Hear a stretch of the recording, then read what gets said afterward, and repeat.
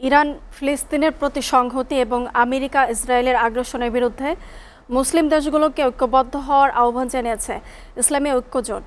দুপুরে জাতীয় মসজিদ বাইতুল মোকাররমের সামনে বিক্ষোভ পূর্ব সমাবেশে দলের নেতারা এই আহ্বান জানান। এ সময় আগ্রাসী দুই দেশের পণ্য বয়কট করার দাবি জানান তারা। সীমান্ত চৌধুরীর প্রতিবেদন। আমেরিকা ইসরায়েলের আগ্রাসনের বিরুদ্ধে এবং ইরান ও ফিলিস্তিনের হত্যা মামলার প্রতিবাদে শুক্রবার জাতীয় মসজিদ বাইতুল মোকাররমের সামনে মানববন্ধন ও সমাবেশ করে ইসলামী ঐক্যজোট।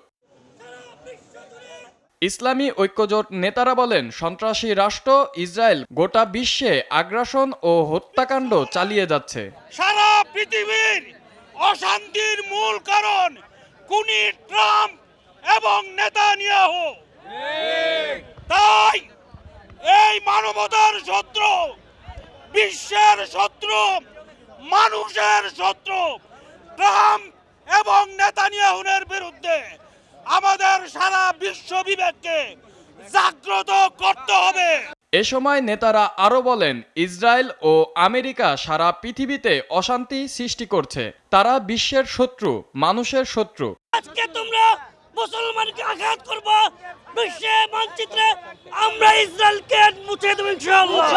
ইরান ও ফিলিস্তিনে হামলা বন্ধ করার আহ্বান জানান নেতারা। বর্তমান সরকারকে পদক্ষেপ নিতে আবেদন জানান তারা।